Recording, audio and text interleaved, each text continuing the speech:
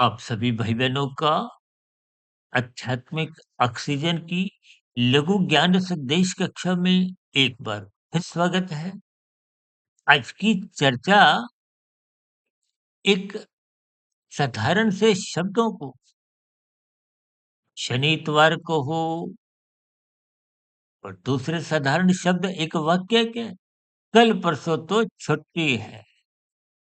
अक्सर मनुष्य इन स्थितियों में एक विशेष स्तर पर उसकी एक जिज्ञासा कहो, उत्सुकता कहो, क्योंकि शनि इतवार की जब छुट्टी है, तो मनुष्य थोड़ा साधारण स्तर पर परमात्मा स्थितियों में ही उलझने लगता है। देखिए, जब आप सातों दिन खाना खाते हो, तो सातों दिन कहीं न कहीं वो किसी भी प्रकार की देखिए आर्थिक गतिविधियाँ भले ही आप 4 दिन रखते हो, 5 दिन, 6 दिन या 7 दिन, लेकिन सामाजिक गतिविधियां को हो, धार्मिक गतिविधियां को हो, आध्यात्मिक स्थितियों में निरंतर अपने आप को संलग्न रखिए। यदि इन सभी स्थितियों में आप और हम संलग्न नहीं होते, तो फिर मनोरंजन की स्थितियां, मौज मस्ती की स्थितियां, सैर सपाटे की स्थितियां, वो आपको हमको परमात्मा स्थितियों में झेलती हैं। और परमात्मा स्थितियों में कभी भी परमात्मा की स्मृति नहीं रहती। देखिए, आप ब्याह शादियों में जाते हो, आपका हमारा अनुभव है। एक डीजे की स्थिति हो, तो वहाँ कोई एक सत्संगमय स्थितियों की एक सात्विक स्थिति नज़र नहीं आती। लोगों का बातचीत कहो, पहनावा कहो,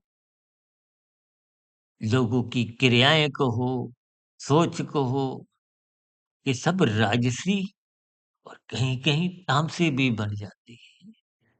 क्योंकि प्रमाद सतोगुण में जाने नहीं देता और तमोगुण में कब गिरा जाता है, आलस्य में पहुंचा देता है, मौज मस्ती की अचेत स्थितियों में गिरा देता है। मनुष्य को इसका बोध नहीं होता।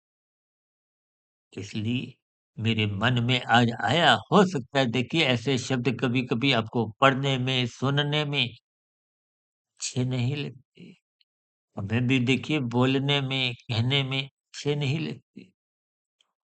हमारे पारिवारिक स्तर पर भी देखिए इन शब्दों को कोई महत्व नहीं दिया जाता। लेकिन आपका हमारा जीवन शास्त्र सम्मत बीते कि परमात्मा के मार्ग पर चलने के लिए विभिन्न प्रकार की एक सात्विक स्थितियों से ही गुजरना होता है। अन्यथा राजसी स्थितियां देर सबेर आज नहीं तो कल, ये कल परसों का ही सारा खेल है।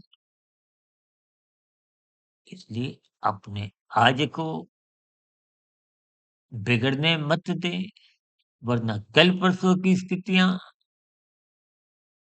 राजसी और कब तामसी बन जाती हैं, मनुष्य को इसका बोध नहीं रहा।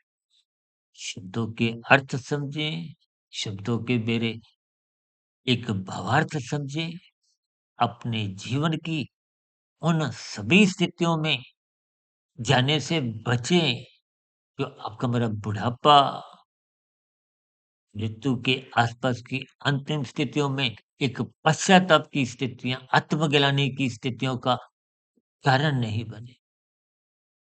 इन पर आप भी ईमानदारी से चिंतन करें, ताकि जब-जब ये अवकाश पानी के स्तर पर आते हैं, उनका सदुपयोग करें। सदुपयोग का अभिप्राय सात्विक स्थिति मजबूत करें, ताकि भौतिक स्तर पर भी आपका हमारा जीवन सफल हो, लेकिन आध्यात्मिक स्तर पर भी सार्थक दिशा की ओर ही जाए।